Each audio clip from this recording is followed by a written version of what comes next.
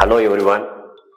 நியூரலைஃபர் company வந்து உங்களுக்கு power ultra அப்படின்னு சொல்லிட்டு ஒரு ப்ராடக்ட் கொடுத்துருக்கு ட்ராப்ஸ் ஃபார்மேட்ல.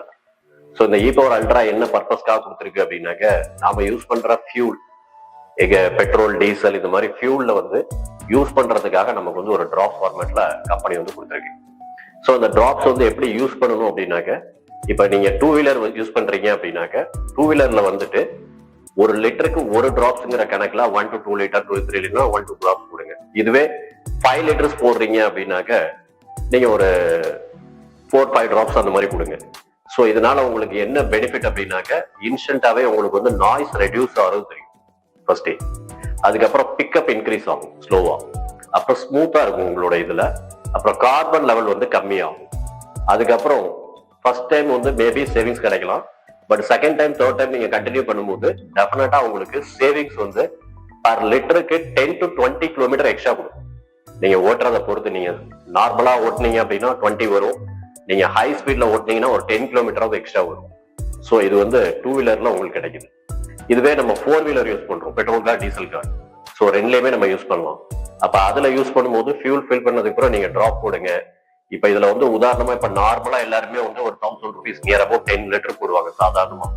அப்படி 10 லிட்டர் நீங்க போடுறீங்க அப்படின்னாக்க 8 டிராப்ஸ் ஆட் பண்ணுங்க. இதுவே நீங்க ஹாஃப் டேங்க் ஃபில் பண்றீங்க அப்படின்னாக்க கார்ல ஒரு 12 டிராப்ஸ் ஆட் பண்ணுங்க. டேங்க் ஃபில் பண்ணீங்கன்னாக்க ஒரு 16-18 டிராப்ஸ் கிட்ட போடுங்க.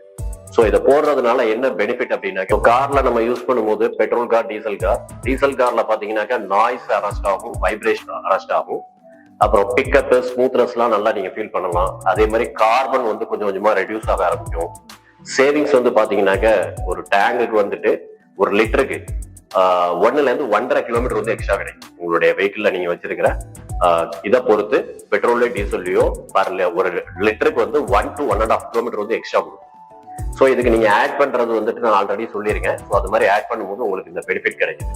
ஸோ இது போய் பெட்ரோல் டீசல்ல என்ன பண்ணுது, இந்த டிராப்ஸ் வந்து போய் என்ன பண்ணுது அப்படின்னாக்க, பெட்ரோல் டீசலோட மாலிக்யூல்ஸ் வந்து பிரேக் பண்ணுது.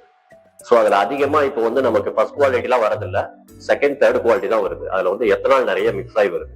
ஸோ இது போய் என்ன பண்ணும் அப்படின்னாக்க, மாலிக்யூலை உடைச்சு அந்த எத்தனால் லெவலை ரெடியூஸ் பண்றதுனால உங்களுக்கு கார்பன் லெவல் வந்து நல்லாவே ரெடியூஸ் ஆகுது, மைலேஜ் உங்களுக்கு இன்க்ரீஸ் ஆகுது. ஸோ அதுக்கான பெனிஃபிட்ஸ் தான் வந்து நியூரலை கம்பெனி வந்து உங்களுக்கு கொடுத்துருக்கிற பவர் அல்ட்ரா அப்படிங்கிறத ப்ராப்பரா யூஸ் பண்ணுங்க.